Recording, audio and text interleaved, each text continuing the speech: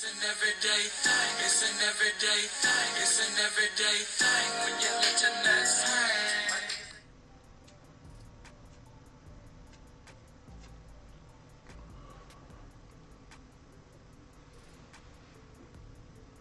She says, I got a facial and a pedicure thanks to my amazing husband. It helped me lift my spirits and ease a bit of pain. Then woke up this morning to more bruising and purple under eyes. Luckily, the bruising under my eyes doesn't hurt. It's just the blood moving to be absorbed. But my forehead is still tender. That's where Monster did most of the punching. The bruising on my arms and chest are getting better. I'll probably do a separate post for those. It's been a rough few days. Very little sleep from everyone in the house, mainly because I'm having nightmares and yelling in my sleep. We will meet with the police soon to see the next steps before headed back home. Yes, I'm visiting my parents when this happened. I don't even live in this area anymore. Unfortunately, my parents have to look at his house every time they walk outside and know that there is nothing they can physically do. Karma's a bitch.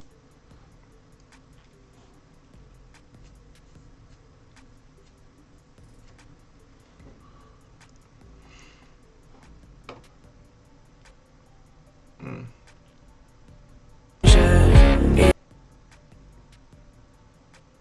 More photos.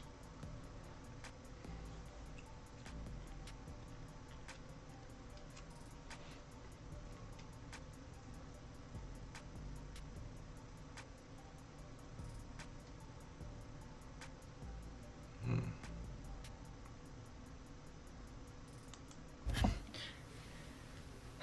Well, here's a video I thought I would never have to make.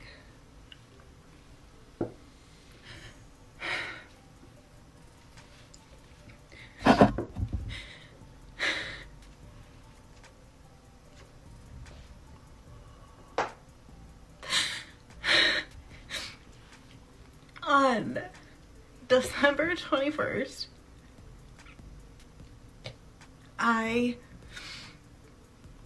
was playing outside with my son, outside my parents' house.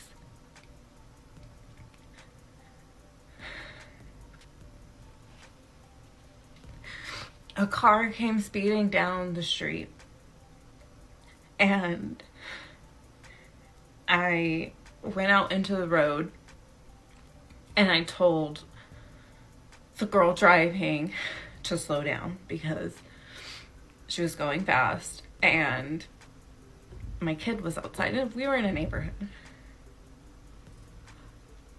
She yelled at me, cursed me out, said I looked like a crackhead, said, "You're lucky I don't have my shit."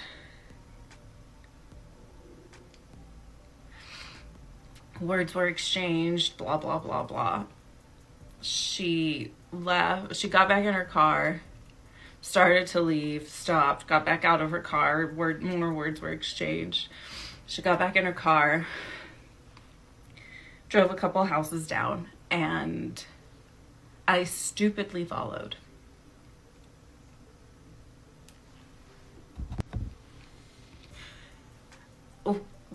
At the house, it was her mom and stepdad's house. We started yelling, exchanging words. At some point, her stepdad came out. I was talking to him, and she was yelling, like in my ear. And I go like this, because I'm talking to her stepdad. And she hit my hand out of the way.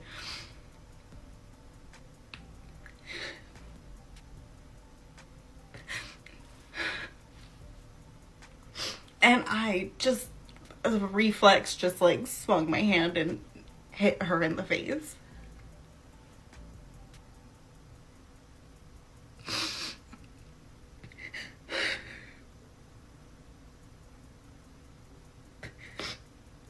And then her stepdad started hitting my face repeatedly over and over again. He got me on the ground and pinned me to the ground.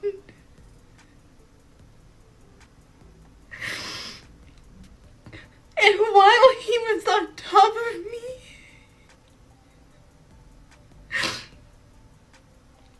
he hit my head over and over again. And then wouldn't let me get up. I couldn't breathe.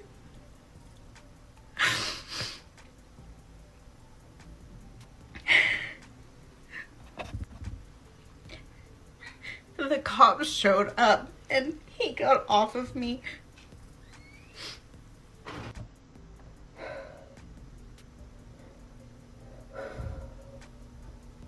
The cops showed up and he got off of me.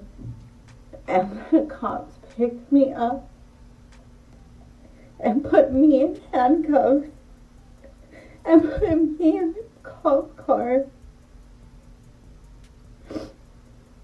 while he was able to give his side. They showed part of a video where I instinctively hit her. They didn't show the video of him punching me while I was on the ground. They took pictures of my face, called an ambulance,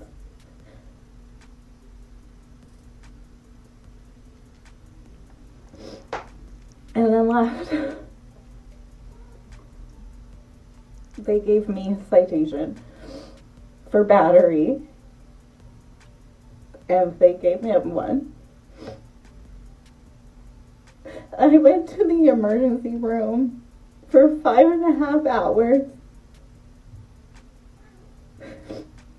I had to get 2 CT scans of my head and my jaw.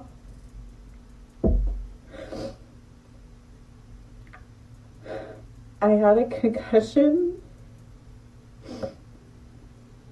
I had to get a stitch and glue here. It wouldn't stop bleeding until they did that. It was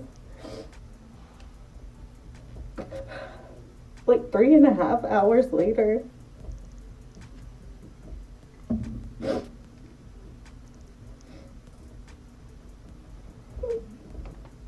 While he had me pinned down,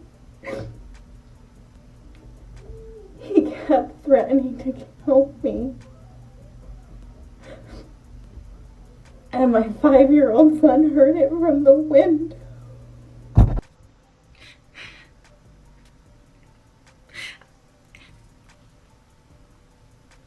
My kids didn't see me until I was out of the emergency room, and my 5-year-old didn't know if mommy was dead or not.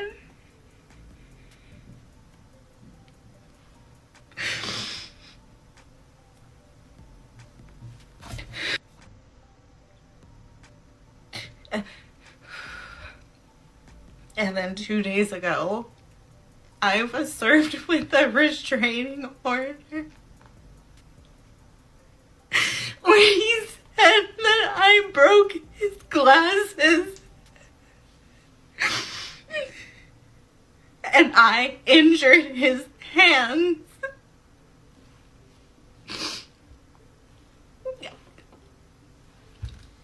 I didn't.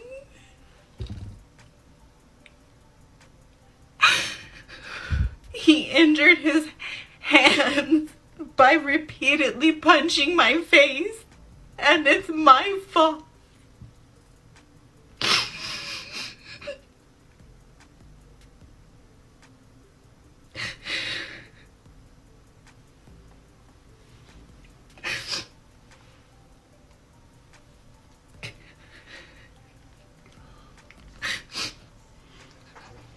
I don't what to do anymore.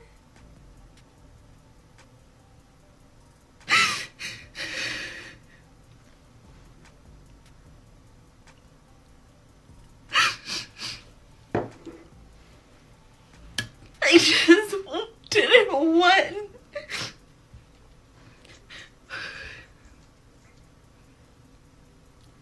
I just didn't want to see another kid get hit by a car. Let me go back and look. Okay.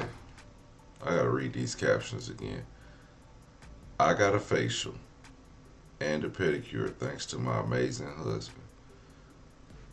So she got a facial. I'm thinking of husband attacked her, but her husband actually gave her a facial, like, and a pedicure, and it helped lift her spirits. Okay. So I thought her husband whooped her butt, but actually it was her neighbor. I was a bit thrown off. If y'all got this far, man, hit the like button. We're going to get to more of the content in just a second. But I'm going to just tell y'all, stay y'all black asses from running over people's houses, or white asses, whatever ass you. And look, then all they said was they was in the right. And you ain't right for just going over to people's houses, and then if something go down like this the result. Yeah, if the girl was driving down the street, speeding down the street, yeah, say something. Call the police, let them handle it. Listen,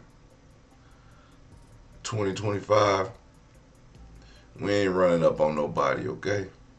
Okay? You, thank God she wasn't shot. So,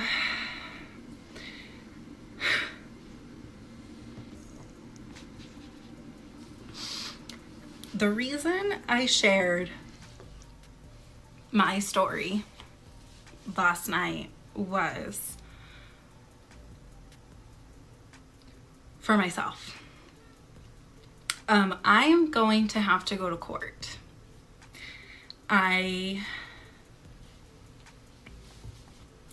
have and will take responsibility for my part. I told the officers everything. I told the officers, I don't know why I went over there. And I know I shouldn't have. And I have said it over and over and over again, every day. I know that me going over there was stupid, and I know that I shouldn't have. And I know that this wouldn't have happened if I had just gone inside like I should have.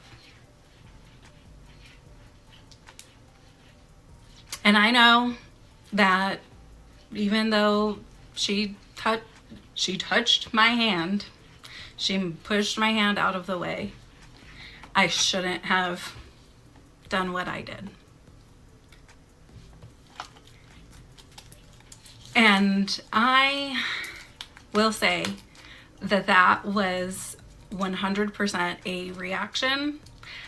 I didn't even turn to face her when I did that. It was just a instinct. And no matter my wrongs, that doesn't give him the right to do what he did to me. Well, allow it, do. It doesn't. So I shared the video, not for comments, not for likes, not for follows, not for any of that. I shared it because I am going to have to go to court. And I am going to have to look at a judge and this man and be strong. And the only way for me to know how to do that and how to get to that point is to share my story publicly. So that's what I'm doing. I won't share details of where it happened, what city, what state. I will not share their address, their names, a picture of them. I will not share any identifying factors of who they are.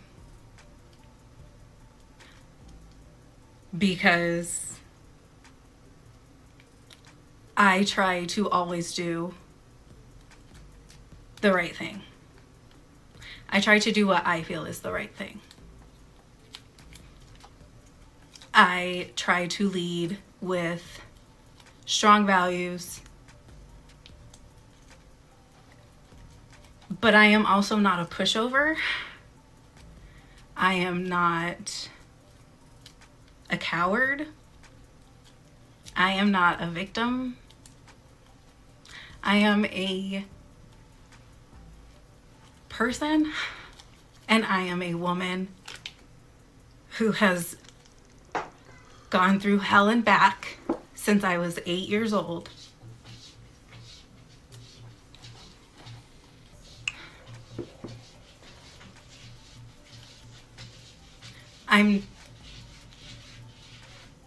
I'm stronger than that. I have learned some things about this person since getting served with the restraining order.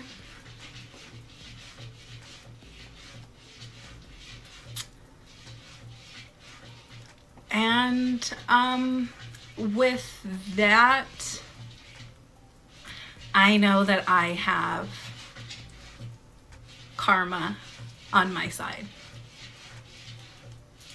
And that's it. I am not a religious person. My family, my parents are. So they will pray, and they appreciate when people pray for them and those that they love. I appreciate the sentiment behind it, and I thank you guys.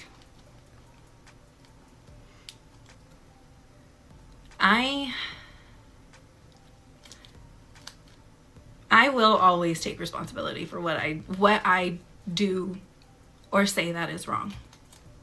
It may not be in the moment, but I do take responsibility. The act of the restraining order was an attempt at intimidation and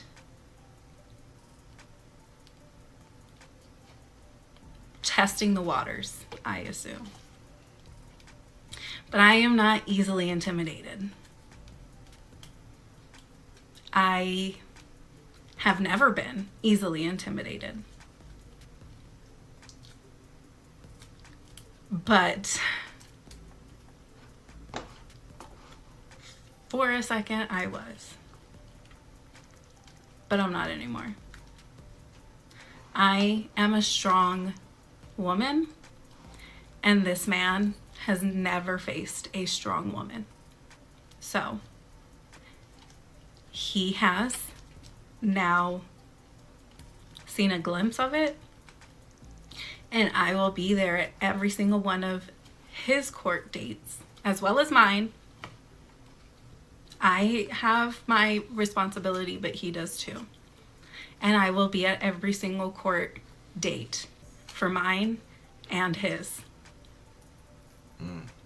Because I can't be intimidated by a coward. And that is it. I thank you guys for the support and the messages.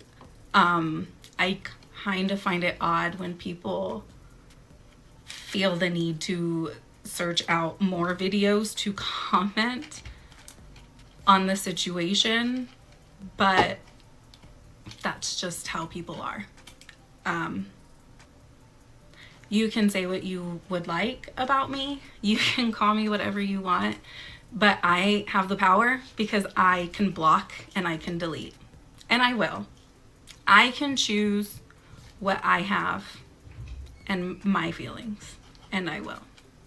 So it's been a few days. I'm feeling a lot better. I am healing a lot better. It looks more like I'm just extremely tired right now. That glare from my back window. I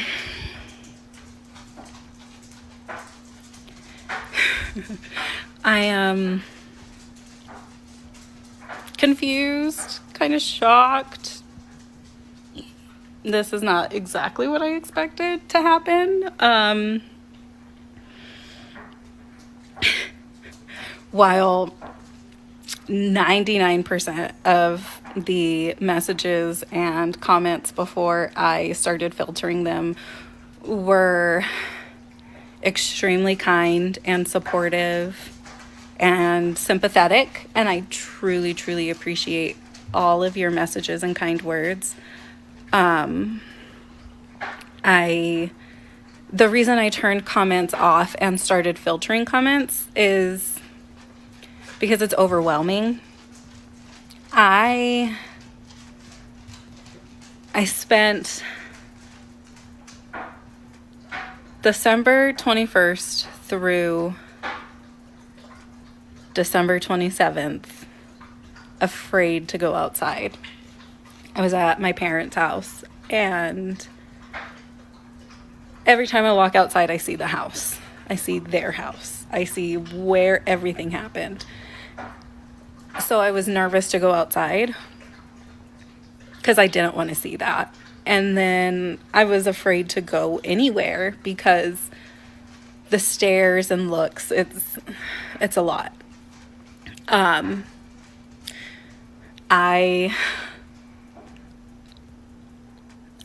don't know. I'm a person, I like to share my experiences. I like to document my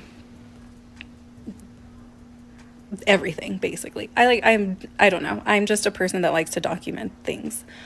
And one of my favorite ways to do it is to just make videos. I make videos of what my day is, of, little things that I like to do, my little like ADHD things that I do for myself, for like cleaning, for stuff like that.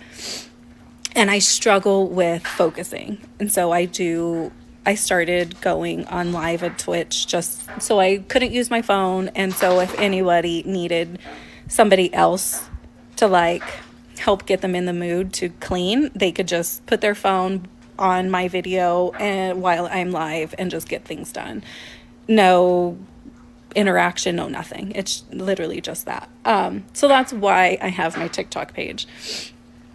I shared the video, the first one, expecting my normal like couple hundred people to see it, and a couple of messages or whatever, because it's a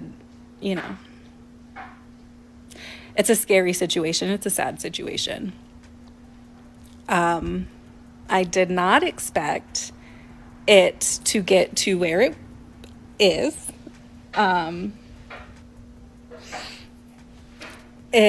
It's overwhelming. I'm a person, I don't like having notifications on my phone. I hate the notifications, but I have to have the notifications on.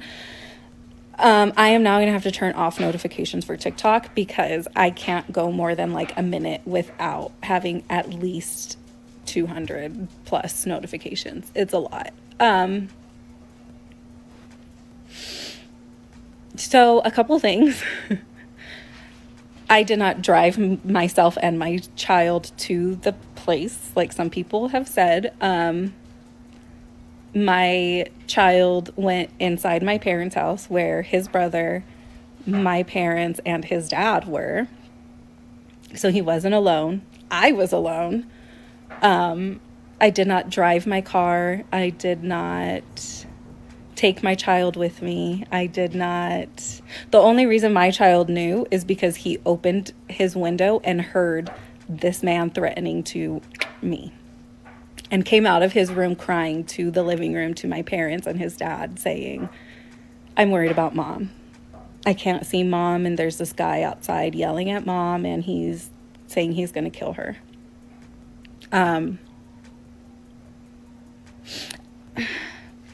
I don't know what else to say. I I wanted to come on here to say I feel great. I spent the last 3 days just vegging out on the couch watching Mike and Molly.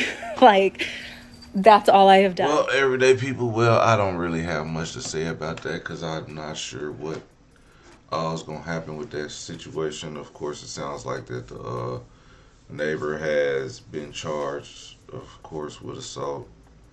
I mean, because look, it's clearly he did too much. But let me say this, man. When it comes to people coming to your property and doing stuff like harassing you, assaulting you, or assaulting a family member or anything of that nature, yeah, it's okay to defend yourself and your family and your house. But there is something called overkill. At this point, it's a little bit of overkill. He actually did a little too much. And I said that he had a free shot to assault this woman. And that's by law. That's what he thought he had. Because somebody, of course, she assaulted the daughter, which whatever this was, I'm sure they're gonna call it assault, but it's simple misdemeanor.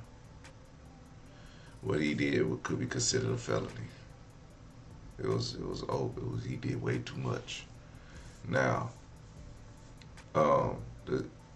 you going over there and doing that, does that give him the right to do that? No, not whatsoever. But there's a chance he could get off with it. And I want to say this. Woman, you is not white. You may be in Alabama. But when them people see you, because I'm almost certain that a white man did this to her face that brutally. Now there's a chance she could have been messing with a black man and did this. And this happened. There's a good chance. But I'm almost certain he went back 100 years on your ass. You know what I'm saying?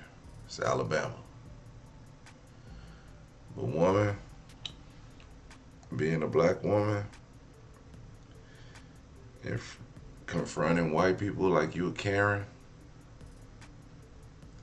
they've been waiting on a free shot to whoop a black woman's ass. And unfortunately, that's the truth. Now, I'm not saying all people are like this, but I guarantee you it's a lot of them. So I wouldn't put it past none of them at all.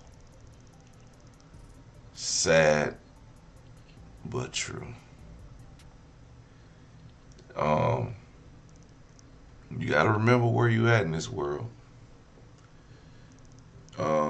I just put up another post where a black woman hairstylist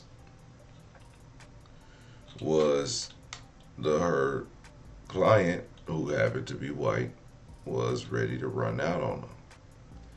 And I was like, a lot of people said, if she were black, would you have this much grace?